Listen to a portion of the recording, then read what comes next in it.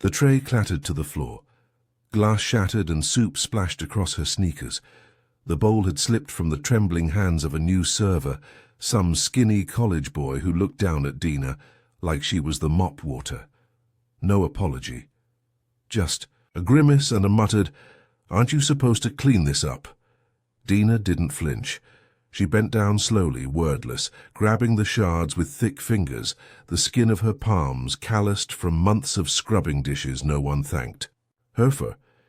In the soft yellow light of Jasper and Kane, the fine dining restaurant nestled in a gentrified corner of Atlanta, nobody saw her. Not really.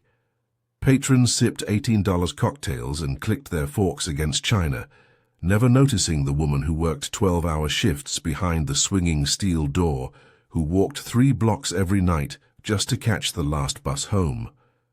To them, Dena was just the help, a shadow in the back, a pair of rubber soles and a hairnet. No name, no story, and that was just how she wanted it, until they pushed too far. She wasn't even supposed to be on the floor that day.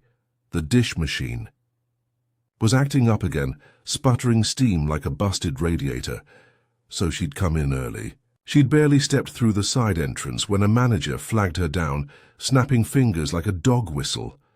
"Dena, front's got a spill. We're short on buses again. Just for a second. No. Good morning. No, please." But she didn't mind. She wiped her hands on her apron and nodded, stepping quietly into the dining room. A man in a navy blazer wrinkled his nose as she passed, like she brought the smell of bleach with her. A table of influencers near the window giggled under their breath. It wasn't new. But what was new was the way the hostess whispered. When she thought Dena couldn't hear. Why does she always come through the guest entrance? Maybe she's lost. She looks confused. I thought back of house came in through the alley. By mid-shift, the heat in the kitchen had reached that sticky, soupy point where it felt like breathing inside someone's mouth. Dena stood over the industrial sink, elbow deep in pans, quiet as always, the kind of quiet that made people think. She had no opinions. That's when Chef Kyle strutted in. He was a skinny white guy in his early 30s, always trying to infuse soul food with foie gras and coconut foam, always talking like he invented seasoning. Kyle slapped a hand on the prep table and turned to the sous chef. "Can someone please tell housekeeping we don't need her walking around in the kitchen during service hours?" Dena looked up, eyebrows raised slightly. "Excuse me?" He didn't even glance her way, just kept talking over her like she was background noise. "I've got James Baird critics showing up next week. I need professionalism. If dishwashing staff want a snack or linger, they can do that off the line." It was the first time he'd spoken more than 2 words to her in 3 months, and the last time he'd called her anything close to staff. Dena wiped her hands and walked out. Not with anger, not with drama. Just a calm, measured walk to the locker room. She sat down on the bench beside her cubby, pulled out her phone and scrolled to a name that hadn't been touched in weeks. Jared, lawyer, Silent Co.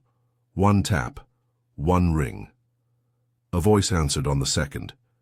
"Hey, Dena, everything good?" She looked down at the grease-stained rubber soles of her shoes, then at her reflection in the small mirror above the sink. Her face was tired, lined, smudged with steam, but her eyes, those stayed sharp. "Yeah," she said softly.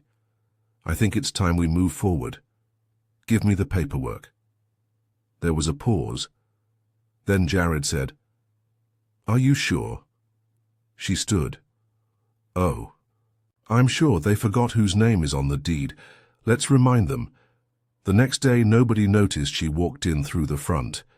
Dena passed the hostess stand with a nod, her plain black jacket zipped up to her neck, hair tucked into a E, wrapped the color of deep wine. The girl at the podium, new, nervous, opened her mouth like she was about to stop her, then hesitated. Something about Dena's face made her pause. She didn't smile, didn't blink, just kept walking. The maitre d', Greg, caught sight of her and snapped his fingers toward the back. "Excuse me. Ma'am, deliveries go through the alley entrance. We're mid-service." Dena stopped, turned her head slowly. "I'm not a delivery." Greg narrowed his eyes. "Then why are you back here?" But she didn't answer. She slipped through the swinging kitchen door like a breeze through a window. The room buzzed with tension. Orders were flying, pans sizzling, line cooks moving with tight, practiced aggression. And in the middle of it all, Chef Kyle stood shouting at a prep cook for slicing radishes too thick. He caught sight of her just as she leaned against the wall near the walk-in fridge. "What the, Dena?" His voice cracked. "This is not your space right now, I told you. If you don't understand the rules of this kitchen, you don't belong in it." She raised an eyebrow, calm. "Still, I know exactly how this kitchen runs," she said. The line fell quiet.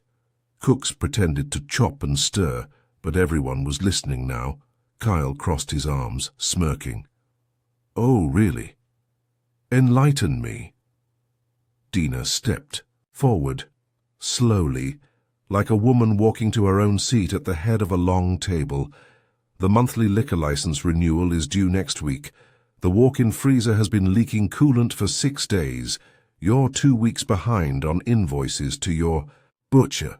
The hostess stand printer is jamming because y'all never updated the firmware, and your fancy truffle risotto is violating 3 different food safety guidelines.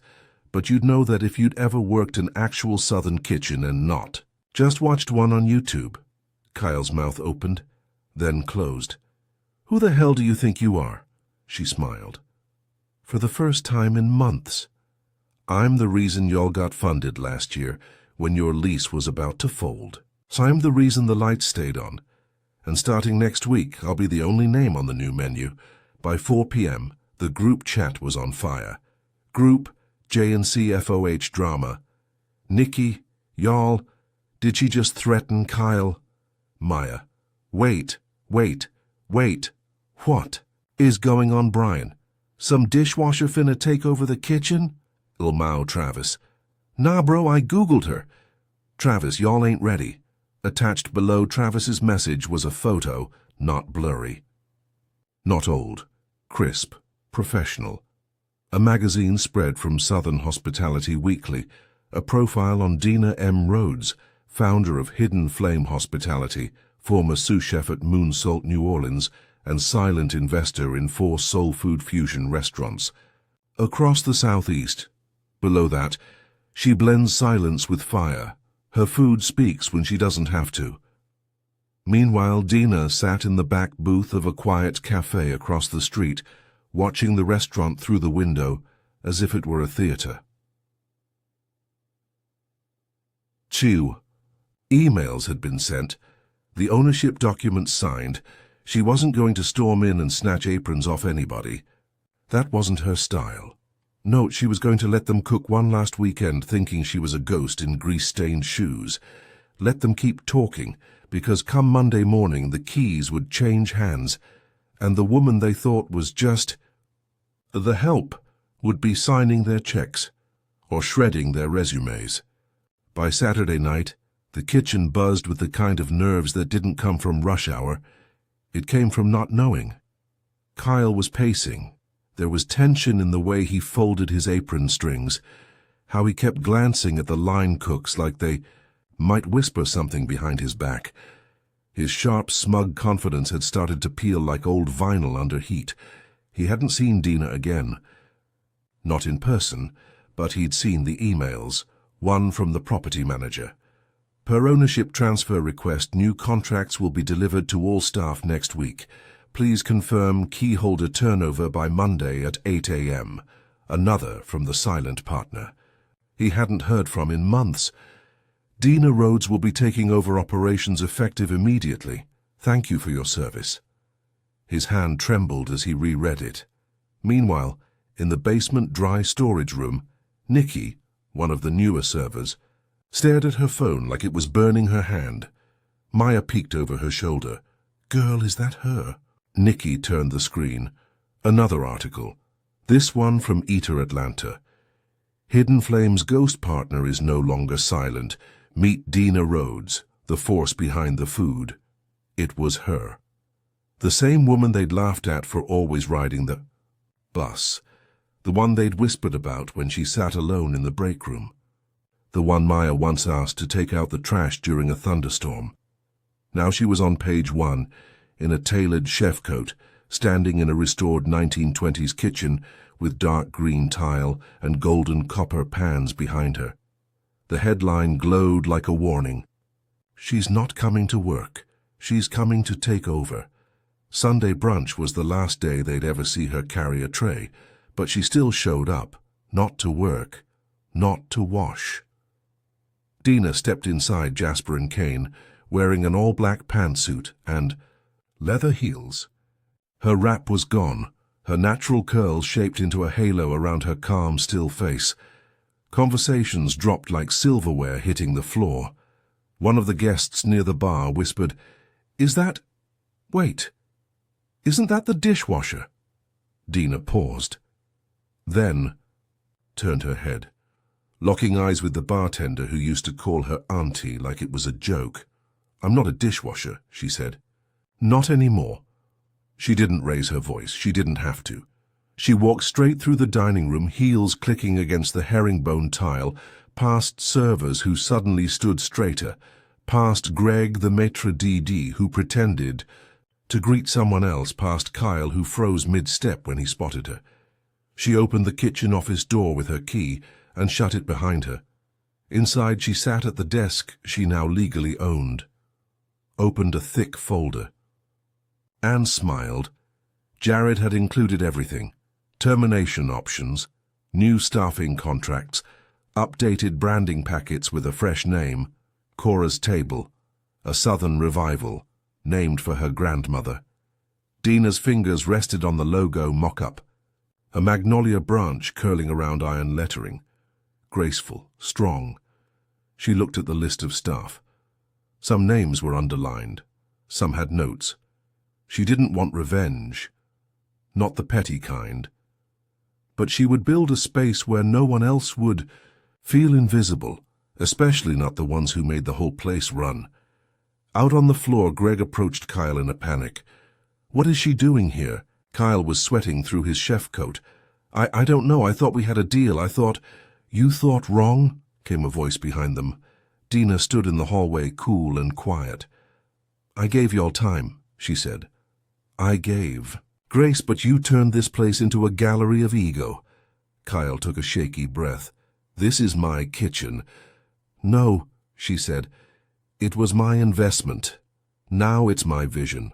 And with that, she handed him an envelope. His name was on the front. Inside, his termination letter. Effective tomorrow. Kyle didn't open the envelope right away. He stood there in the hallway, white coat wrinkled and sweat stuck to his back, staring at his name on the front like it was a curse. Dena didn't wait for him to gather his pride. She turned and walked back into the kitchen, where the line had fallen so quiet you could hear the pilot lights humming. Every pair of eyes turned toward her. She stepped past the prep station, where Anthony, the youngest line cook, gripped his knife like it might save him. Dena gave a small nod. "You're safe, baby. You stay." He blinked, once, then nodded back, his shoulders dropping like he'd been holding his breath for weeks. Then she looked at Marisol, who had once whispered with her in the alley behind the walk-in fridge, sharing bites of cornbread and stories of long shifts and lost dreams. Dena didn't say anything, just placed a small white card on the counter. Headline cook. Interim. Marisol gasped. "You earned it," Dena said softly. "Long before now." Out in the dining room, words spread like fire in dry grass. "She's firing people. She owns the restaurant? That's her. That can't be her." Greg the maitre d' stood stiff at his post, lips thin and shaking. When Dena finally stepped into the light of the dining room, her silhouette backlit by the swinging door, the entire room paused. She didn't need a microphone. "I'd like to thank y'all for coming out today," she said, her voice clear. "And warm as bourbon. My name is Dena Rhodes. I've worked in this building for a long time. Some of y'all just didn't notice, but that's all right. Today's my first day as owner and executive chef of what will soon become Cora's table. She let it settle. People blinked, murmured. One woman in pearls dropped her spoon into her bisque. We'll be closing for 3 weeks, Dena continued, to make space for new voices, new flavors, and new leadership. If you believe in real Southern cooking, not the kind you dress up with foam and drama, then we'll see you at the reopening. She smiled gently. If not, there's plenty of other places where folks like me still get called the help. Back in the office, Kyle finally tore open the envelope with trembling hands. The letter was short, effective immediately. Your role as head chef is terminated. Reason: failure to uphold ethical and inclusive work standards. Signed, Dena M. Rhodes, owner and executive chef, Hidden Flame Hospitality. He crushed it in his fist, walked out the back door with his head low. Not a single person followed. That night, after the doors had been locked and the last receipts counted, Dena stood alone in the center of the kitchen. She'd taken off the blazer. Now she wore an apron, not the greasy one from the dish pit.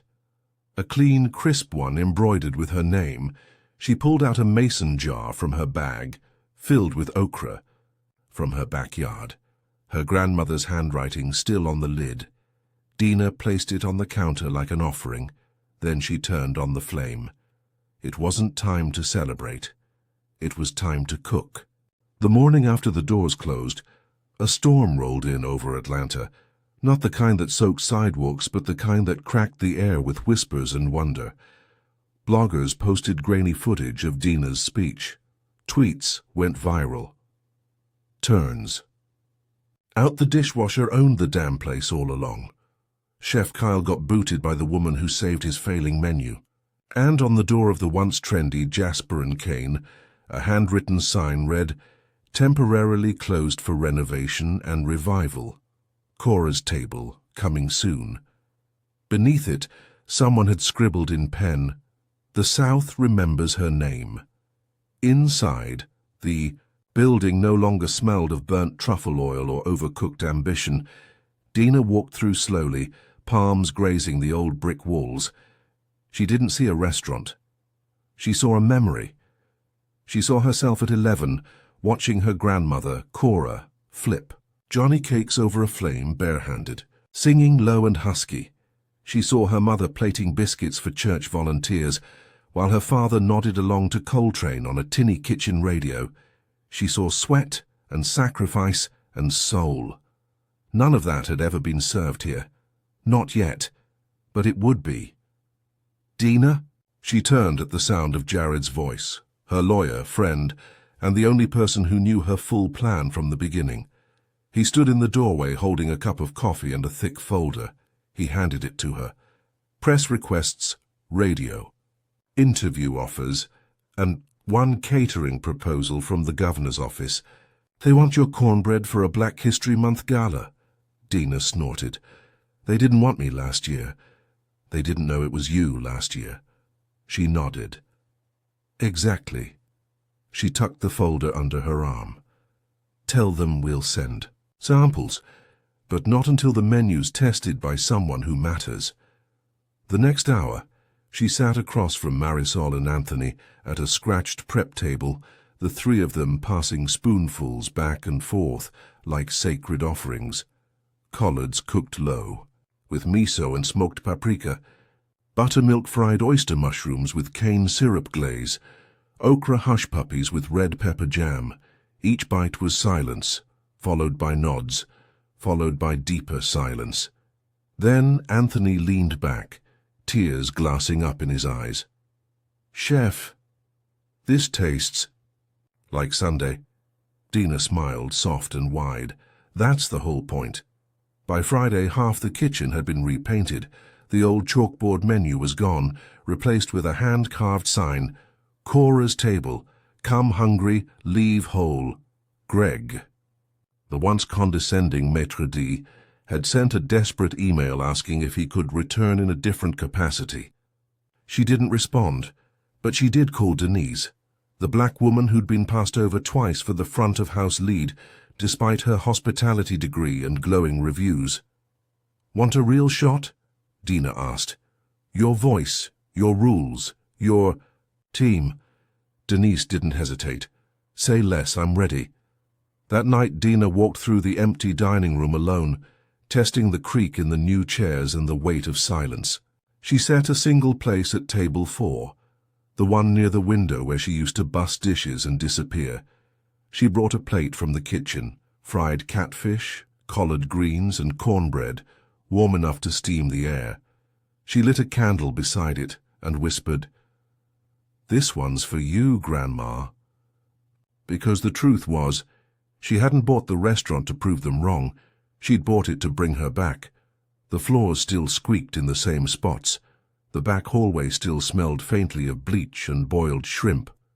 But everything else, it was changing. Quietly, steadily. Dena didn't bring in a construction crew with boots and dust masks. She brought in old hands, familiar ones, people who had lived in kitchens, not posed in them, women who'd retired from cooking for hotels but missed the rhythm, men who'd been pushed out by modern cuisine because their gumbo wasn't elevated enough. They came like family called home. Miss Lila, who used to cook for the church retreat center, came in humming hymns and shaking her head at the state of the pantry. Big T, who once ran a late-night ribs joint from the back of a truck, limped through the back door with a cane in one hand and a spice box in the other. None of them needed instructions. They knew the mission before they saw the kitchen.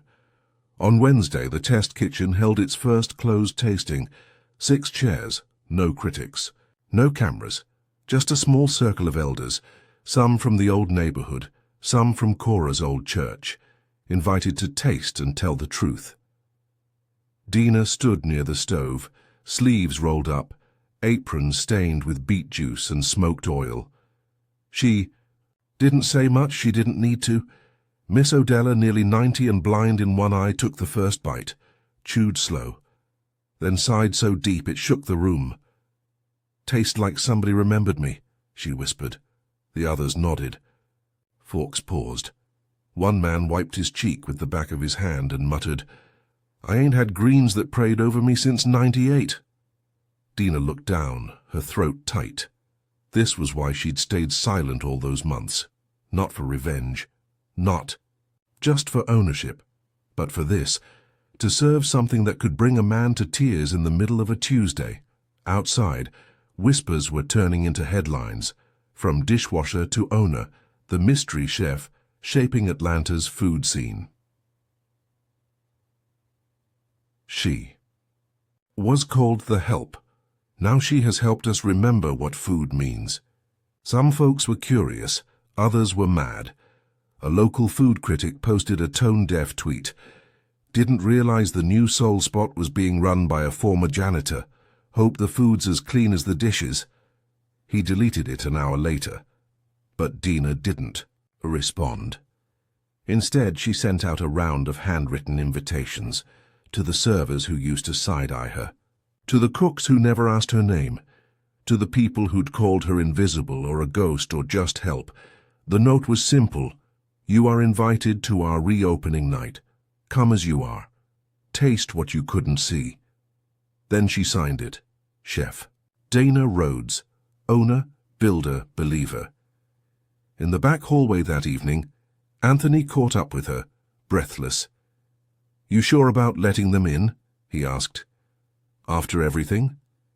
Dena tied her head wrap tighter and looked him in the eye. "They don't have to deserve it," she said. "They just have to see it."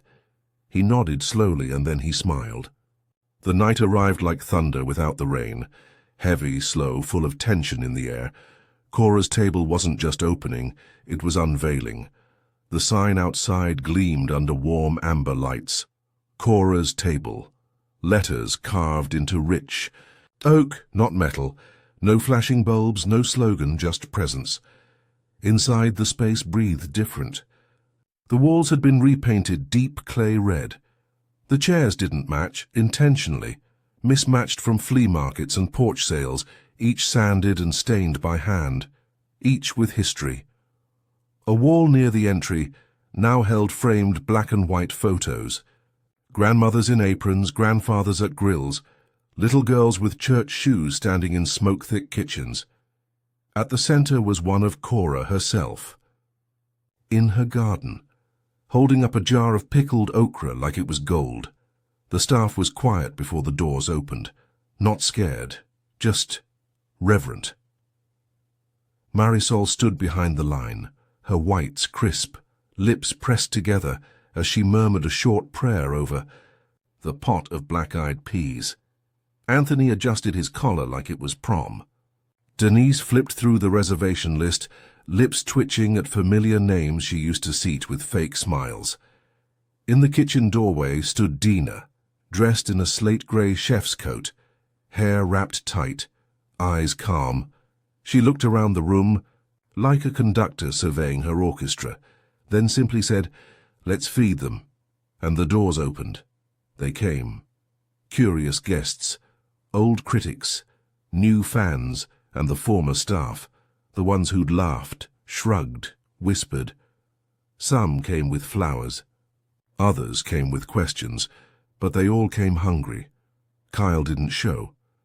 But his assistant, sous chef, the one who once said Dena's hands looked too rough to plate food, sat near the back, staring in quiet awe as plate after plate glided from the kitchen like offerings at an altar, shrimp and grits that sang with cayenne and memory, cornbread that broke open like a hush, oxtails so tender they could make a grown man believe in forgiveness. At table 6, Greg the maitre d' shifted in his seat. He picked up his fork, then paused. The server at his table, Denise, raised an eyebrow. "Something wrong, sir?" He looked up, sheepish. No, just, I didn't expect it to feel this warm in here." Denise nodded. "That's called being seen. Get used to it." Back in the kitchen, Dena leaned against the wall as the tickets rolled in, faster than they'd hoped, hotter than they'd planned, but no one panicked, because this time, the people cooking had nothing to prove. They already knew who they were. She stepped out just before dessert to walk the floor. She moved slowly, the low hum of gospel and jazz in the background. At one table, a woman with silver locks stood and touched Dena's arm. "This place," she said, her voice thick, "feels like my mother's voice. I didn't even know I missed it till now." Dena squeezed her hand. "She'd been waiting on you," Dena said. At closing, the staff gathered in the kitchen, everyone still in aprons, faces flushed, hands tired, but hearts steady. Dena stood before them, silent for a beat. Then she said, "We did more than serve food tonight. We served memory, we served proof, we served pride with a side of hush puppies, and didn't apologize for either." A few chuckled, a few nodded. "And tomorrow," she continued, "we do it again, but don't forget this place, it's not about me." She pointed around the room. "It's about you, and her, and him. It's about what they thought was beneath them. It's about the hands that built kitchens they never got credit for." She paused. "And now, we take everything they overlooked, and we plate it like it's gold." 6 months later, the line for Cora's table wrapped around the block. Not because it was trendy, not because some influencer filmed themselves fake moaning over fried catfish, but because word spread, the kind that can't be bought or sponsored, the kind passed between barbershop chairs, whispered after church, or shared in long sighs over styrofoam takeout containers. "This tastes like home. This tastes like my mama used to cook. This tastes like I matter." Inside, the dining room pulsed with quiet reverence. No one rushed here, no one yelled. The servers didn't pitch fake grins, or they smiled soft like they knew every plate was a poem. In the kitchen, the rhythm moved like song. Marisol now wore the executive say. So chef badge on her chest. Anthony trained new hires with a kindness you couldn't fake. Miss Lila oversaw all biscuit prep, and wielded her rolling pin like a pastor with a mic. And Dena? She didn't need to hover anymore. She walked slow through the back line, hand on, to her shoulder here, nodding at a perfectly seared piece of catfish there. Her name carried weight now, but not like a hammer, like a quilt, spread over everything, holding it together. On a warm Friday evening, just after the last shift change, a little girl stood at the photo wall by the host stand, eyes wide. She pointed at the frame in the center. "Who's that?" she asked. Dena stepped behind her. "That's my grandma." "Cora." The girl blinked. "Is she famous?" Dena smiled. "She is now." That night, after the last plate was cleared and the lights were dimmed, Dena walked into the kitchen alone. She opened the fridge, pulled out a jar of okra, the last one from her grandmother's original batch. She sat at the counter, cracked the seal, and took one slow bite. It was soft now, softer than she remembered. She wiped her eyes. Not from grief, from knowing she'd turned a place of invisibility into a sanctuary, a kitchen into a legacy, her silence into a symphony. They had called her the Help. But now, she was the name on the door.